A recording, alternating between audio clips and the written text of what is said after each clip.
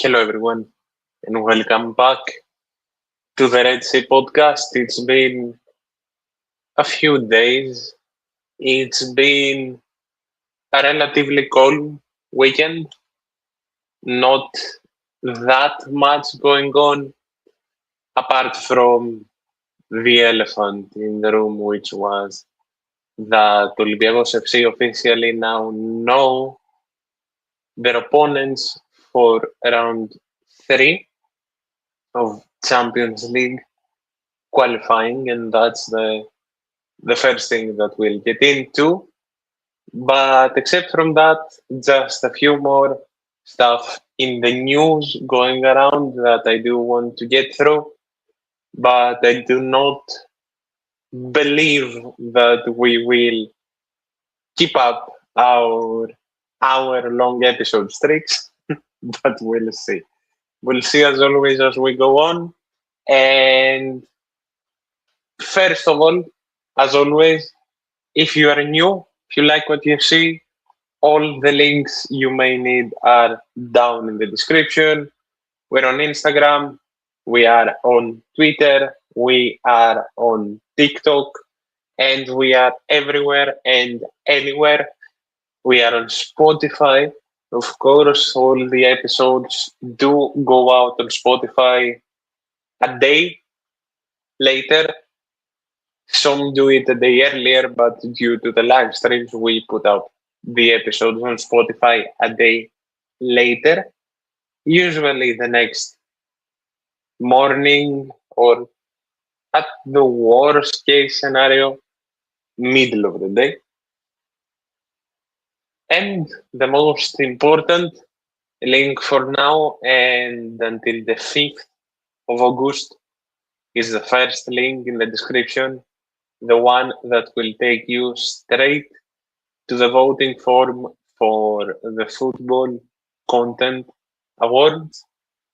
We are up for open nomination for Best International Podcast. We did try and get into the final 10 last year, but we just couldn't get there.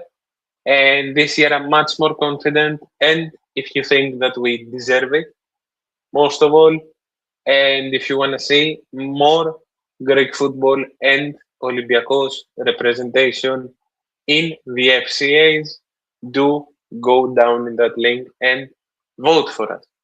Now, I think that's enough. Shameless promo.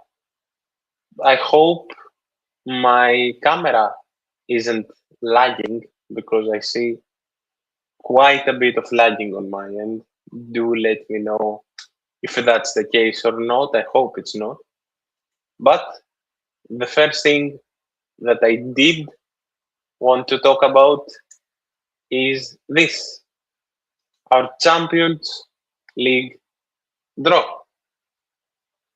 When the draw was happening, I did ask some of you over on Twitter, over on the Instagram channel, who you would think would be an ideal draw for Olympiacos for the third qualifying round. And the results were very mixed between N.E.C. Nijmegen and Sparta Praga. Well, we got one of the two ideal draws, and in my opinion, the most ideal of the two and of the possible opponents in general, as we are going to face Nijmegen, a side that gives us a lot of mixed signals because they are a side inexperienced in the Champions League. This is their first time fighting to get into the Champions League.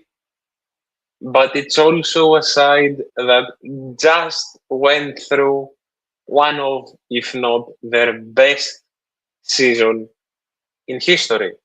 Of course, Nijmegen finished third in the Eredivisie, hence their qualification for the Champions League. They, as always, had a very, very good cup run as well. And in comparison, the difference between their 24-25 finish and their 25-26 finish is 5 places. In the 24-25 season, Nijmegen finished 8th in the Eredivisie. Last season, they finished 3rd, which is insane. Their record, of course, was 16 wins, 11 draws, and 7 losses with 59 total points. They picked up 32 points at home with 9, 5, and 3. And their away record was similar, but a bit worse, as they picked up 27 points with 7, 6, and 4. And once again, they had a very good, as I mentioned, cup run, as they did reach the final.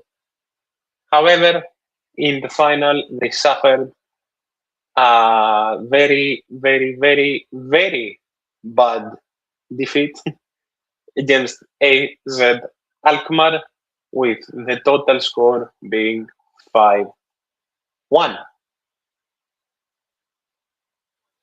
It's a side that, football-wise at least, matches our game. They are a side that plays a very fluid style of football, a very high-pressing style of football, a style where there aren't clear roles, as you see, even the defenders be up to get a chance to score a lot of the times. And in general, this is a side that, as I said, gives mixed signals. It's a bit of an unpredictable one.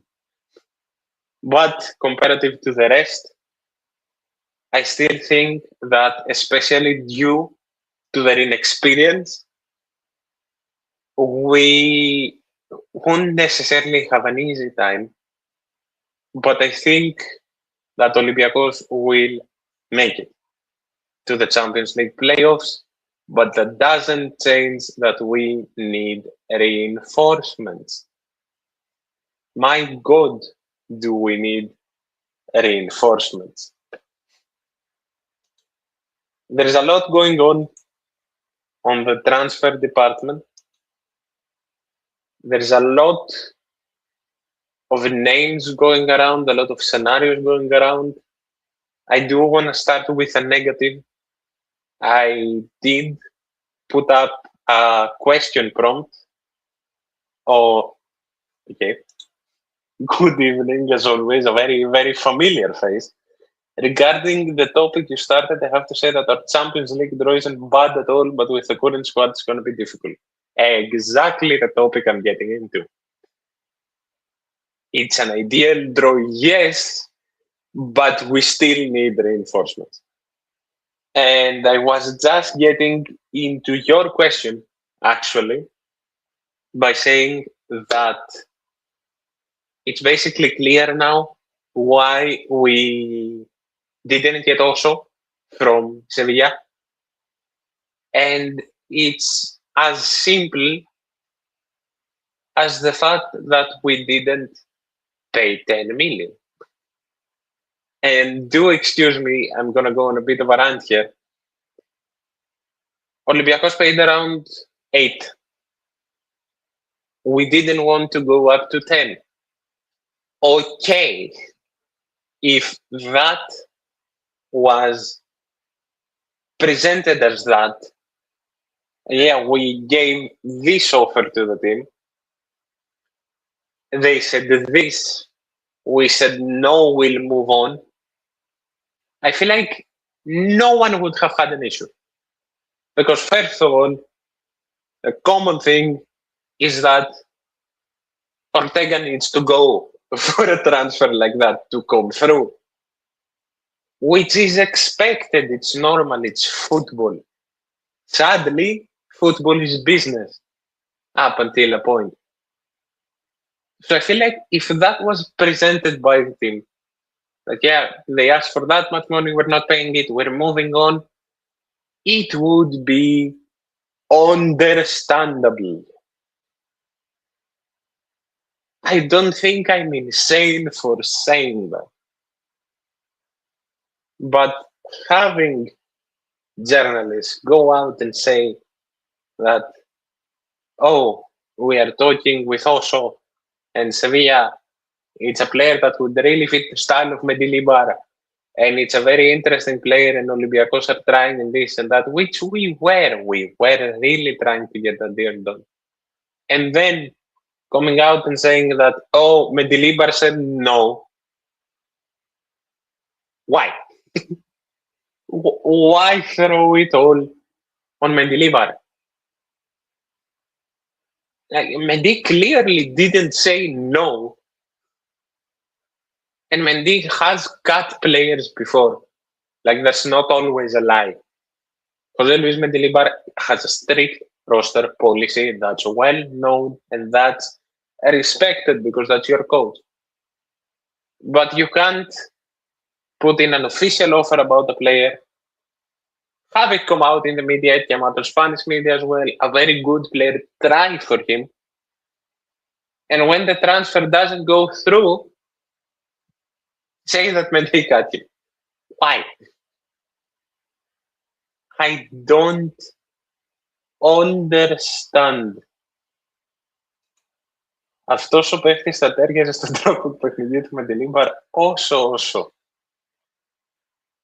Yeah, no, that's fair. And joking aside, for a second here, Osho could have been an unbelievable transfer. Which makes it even more understandable if people were transparent about what happened. Why it didn't come through? Like, it's okay. Someone will join the team. And it may very well be a name that we've already heard. For example, I'm not trying to imply anything, but we are working on cases.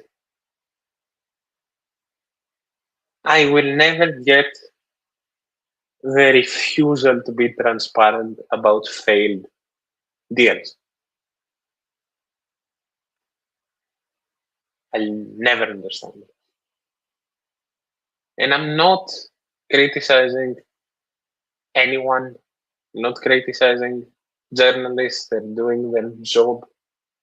I'm not criticizing the team because deals fall through, even though I'm not personally happy with what we're doing transfer-wise. But I know that deals can fall through, so for this specific case, I'm not mad. But I am mad on how it was presented, as is everyone. I've said this throughout the years now, that if the team was more transparent with the funds, a lot of stuff would be so avoidable. It's insane. But it is what it is, and we have to move. And moving on to a positive, Thrylos seems to be very close to joining Olympiacos according to both German and Greek media. Thrylos is expected to travel straight to the Netherlands to join the team in pre-season, so I am expecting a done deal, maybe even tonight, if not in the next few days. It is reported that the deal will close up at around 1.3 to 1.5 million, which is more than fair. And I do want to say my opinion because I've seen a lot of mixed reactions in regards to the transfer of Salyakat. So I do want to say my opinion, and that is sadly the unpopular one. But I'm happy. I'm happy that a kid, no longer a kid, I'm happy that a guy that knows the club inside and out, knows even the last pitch of grass on the ready training ground, is joining the team, especially in such a vital part of pre-season, heading right up to Champions League qualifier. And since there have been a lot of comparisons, I do want to talk about it. A lot of people didn't rate Costinha at all. At all. I wasn't one of those people because Costinha, especially in the season of the double, was amazing. He had a very bad end to his tenure at Olympiacos, but I really think that Costinha was a good player. And I really think that he left a positive mark with Olympiacos. And Rodi is Rodi. Like, okay. There have been a lot of comparisons between the duo of Rodinei and Costinha and Maffeo and Salyakat. There have been a lot of complaints in regards to Maffeo and what he's shown. And I do hear it up to a point because, especially in the last friendly against Ajax, there was a lot of talk about how Maffeo can't carry the ball, he can't attack. I will die on the hill that Maffeo defensively, despite the mistake, was good against Ajax. Attackingly, he gave nothing. And that's a fair assumption because it's a fact. It's not an assumption. But you have to factor in that he was playing the side with Rodi. A Rodi who didn't track back. So Maffeo didn't really have space to overlap and give something attackingly. He needed to focus on the defensive end. So, in my eyes, at the very least, comparative to last season's right back situation, Maffeo and Salyakat are equal, if not an upgrade. In my eyes, they're an upgrade. What people need to expect is that we are not going to see the numbers that we saw from Rodi and Costinha the season of the double. We're not going to see that. But we are going to see a very good duo, a very complementary duo, and the duo that's much better than people expect. Again, knock on wood, hopefully the Salyakat deal is as done as people say, and hopefully we do have an announcement by tonight. Maybe, hopefully I can put up a post after the show that the deal's done, because it really does seem to be very close. And I do truly believe that this duo will surprise people. I know that people are basically stuck this preseason with a negative mindset. And I have a negative mindset as well up to now. I can say that I'm happy with what's going on. I can say that I'm happy with perhaps the upcoming sales.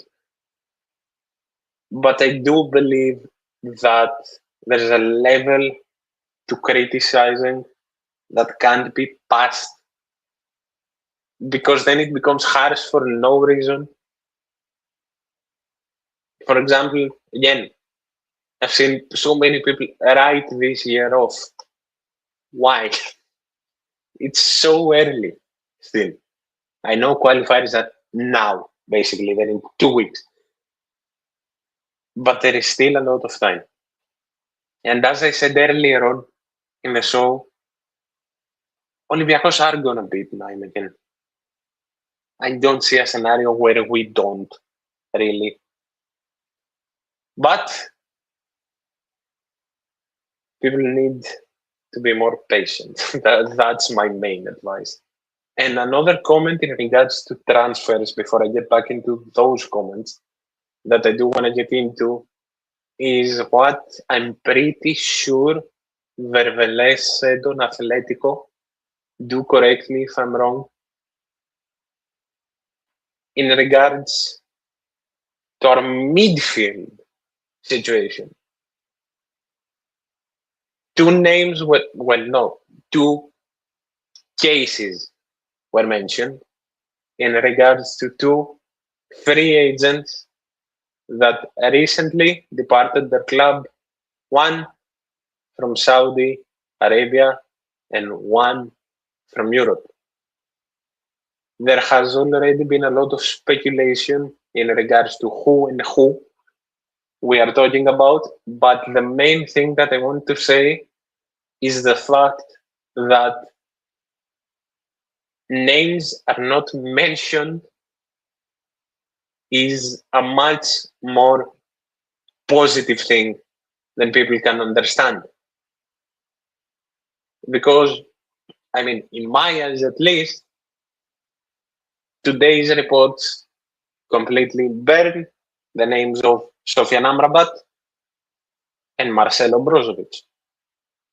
I think those two were just cases of names being mentioned to be mentioned, like they are every summer. I'm pretty sure I've heard the name of Sofian Amrabat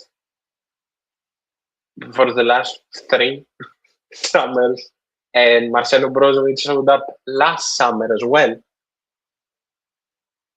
So the fact that we are not talking about specific names is a big positive in my eyes. Now, the names that come to my mind as ideal scenarios for the mentioned cases are two. One, Frank Kessie, and the other one, the European free agent, is Yves Bissouma. I am not aware if it's them. I am not aware if those cases will even come to reality, if we'll know more.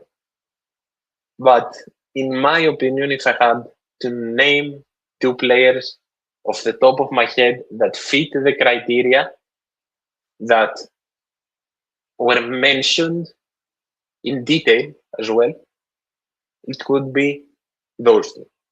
So hopefully I am somehow spot on. The Saliakas Maffeo duo is very, very interesting. It is. It's a duo of both certainty and unpredictability. And in regards to Maffeo, again, something I do want to point out is the fact that the proper case of Pablo Maffeo will be unraveled when he plays with a proper winger in front of him. A proper winger that can help him, a winger that can track back, and a winger that will let him flourish in his game, per se. Καλησπέρα στον φίλο του Φουρνάρη, στο γνωστό το πρόσωπο τώρα πια. He played alongside El Abdellaoui. What could possibly go wrong? I keep forgetting that you do mean Maffeo, I assume. Oh, no, not Maffeo. I'm sorry. You do mean Saliakas, I assume.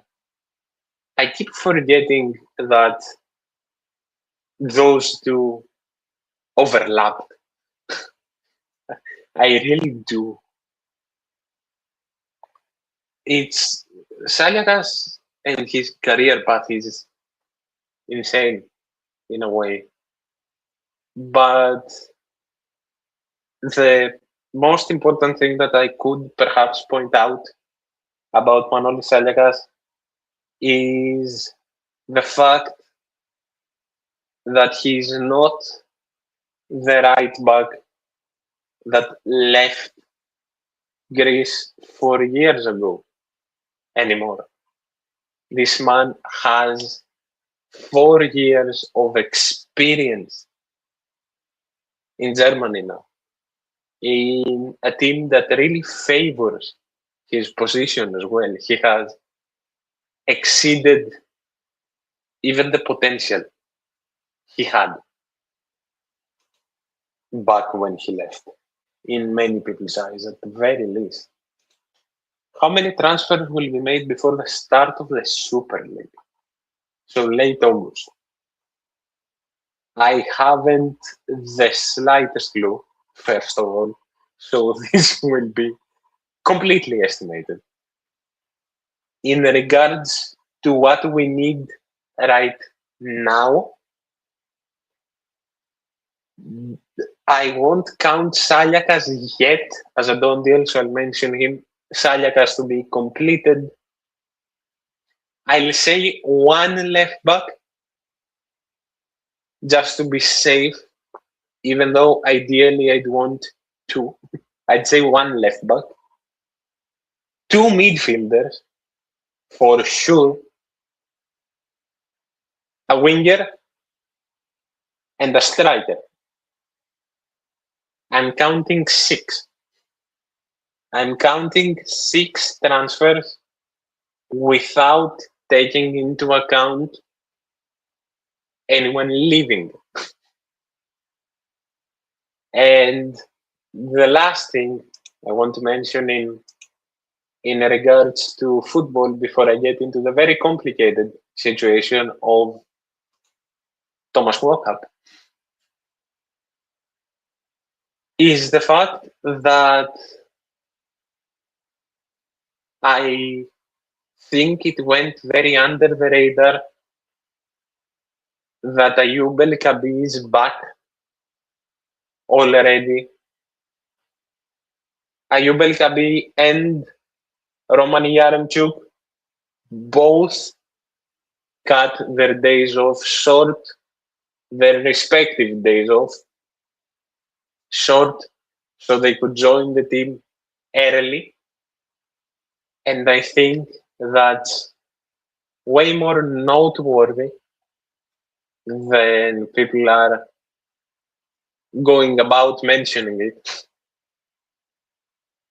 And I am still of the opinion that our striker duo, and whoever comes in as a third, of course, should be Ayoub El Kabi and Roman Yaremchuk. Oh, yeah. Oh, yeah, for sure. If we get a striker, that means Clayton's leaving, right? Yeah, no, Clayton's gone. I would be so shocked if Clayton was an Olympiacos player next season. That's not even the conversation I'm going to make. The conversation that I do want to make is in regards to Mehdi Taremi. Of course, as things stand, as I said last show as well, the only certainty for the striker position of Olympiacos next season is Ayoub El Kabi. That's that for now. I'm expecting Clayton to be gone. As I said last show, it's the best for both parties. Best for Olympiacos, best for himself as well. And now it's between Roman Yaremchuk and Mehdi Taremi. Of course, there is a case for both of them to go. I just don't think that's going to happen. In the case of Mehdi Taremi, it's been well known for a while that his agents are expected to bring an offer to the quote-unquote door of Olympiacos for the Iranian striker to leave. And as I've said many times, Mehdi Taremi is an unbelievable player. He's unbelievable. But I don't see him giving his best here. I don't see him getting that 5-6 months form that he had at the start of the season back. Meanwhile, Roman Yaremchuk is starting to pick it up again. And if he has a certain role behind Ayoub El-Kabi, I think he'd want to stay. And before I'm crucified here, I've seen a lot of people just completely murder Roman Yaremchuk over the Ajax friendly. And I wouldn't take it that far. Yeah, he had a good game, but when he was needed, he was horrific in front of goal. Like, yeah, let's get that out of the way. I'm not disagreeing. But I do believe that Roman Yaremchuk, once the season gets going, and early on this time, as he's having a proper preseason, will not have errors like that in him. Coming in behind Ayoub El-Kabi, this man can be a clutch player. He's shown it before. And unless in the next 2 friendlies, he'll probably play only one. But unless he completely stinks up the place in the next 2 friendlies, or we get a big offer for him, I really would hesitate in letting him go. That's where I stand. And as always, I do want your opinion in the comments.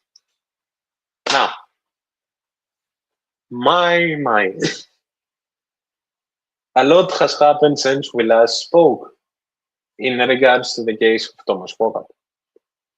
I didn't mention him last show because while rumors were going around, nothing was really officially heard. We now know the offer of Dubai BC.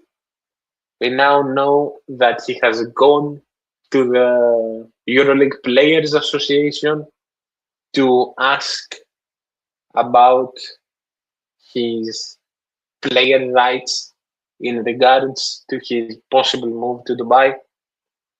We now know that the ridiculous offer from Dubai has been denied by Olympiacos. And we now know that Thomas Walkup and Olympiacos will more than likely never continue together again. It's just funny because ever since that interview, rightfully so, Olympiacos, both the Angelopoulos and we seem to be annoyed. Rightfully so. And so are the fans. Rightfully so. And to go and allegedly, have discussions with Dubai, have Dubai offer you an insane contract and not give a singular shit about what Olympiacos gets, the team that's made you, that's molded you over the past 5 seasons. And then you go back to the interview and hear about respect and money. Yeah, come on. $600,000 in 2 deposits.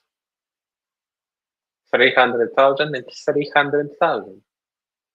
That's what Dubai offered for Thomas Walkup. Thomas Walkup, who, mind you, was the starting point guard of the EuroLeague champions. That's what big money Dubai offered for him. The case is as simple as follows, in my opinion.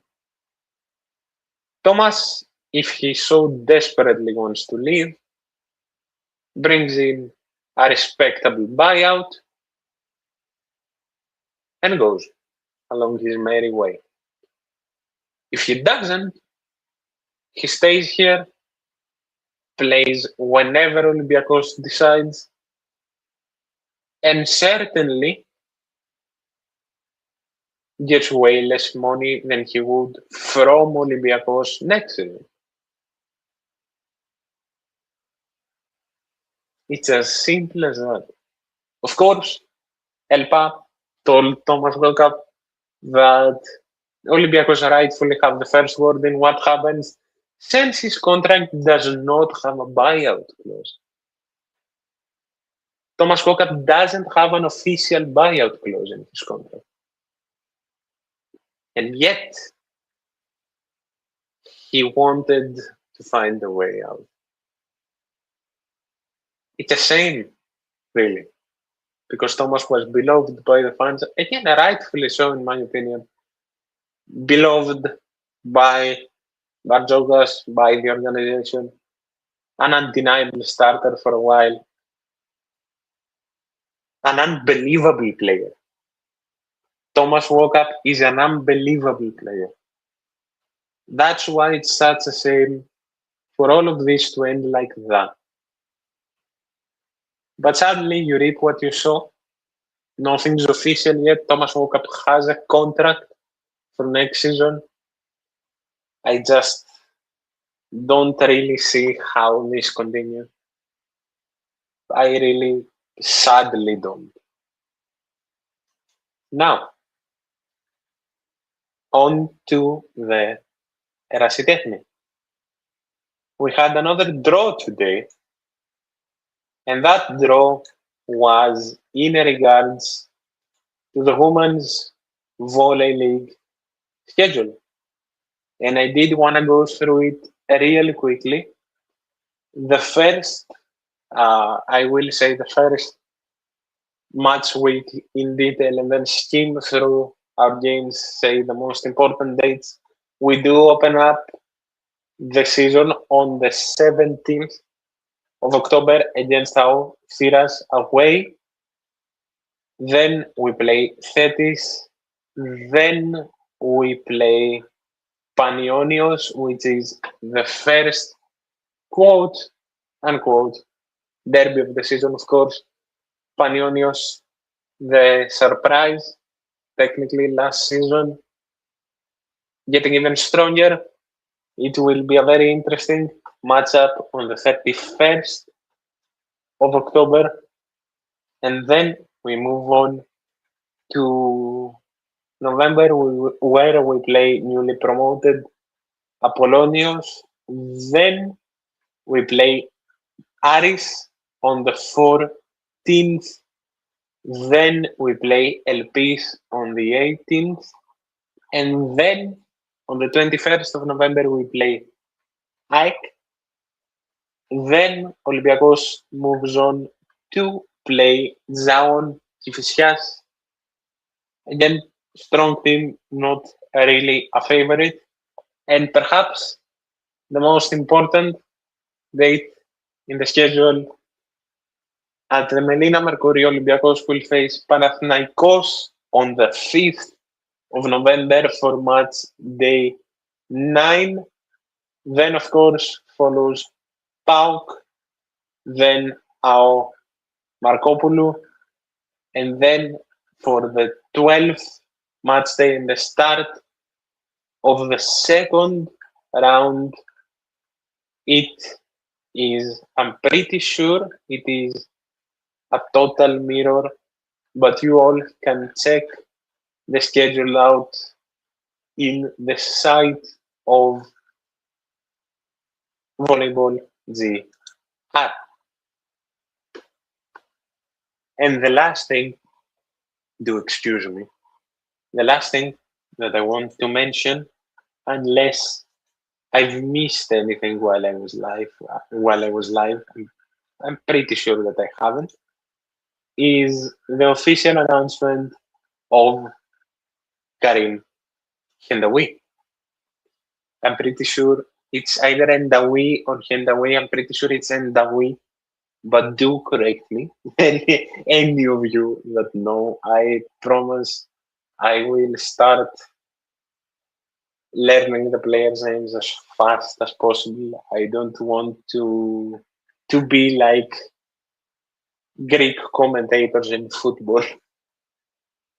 But yeah, one of the greatest Egyptian handball athletes in history, a great veteran, is officially Olympiacos foreign goalkeeper for next season.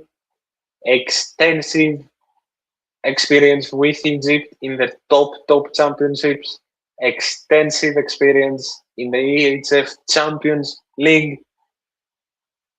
An addition that solidifies my point of Olympiacos having the chance to perhaps pull off the most historic year in handball and lock down that last missing European title.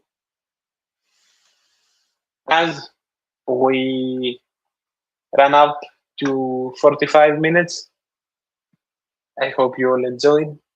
Didn't have that much to talk about today, but still covered a lot of topics. We will probably be back after the friendlies. We'll see. I'll let you all know depending on everything that's happening as well. I'll announce it everywhere. As always, if you like what you see, like, subscribe, and such.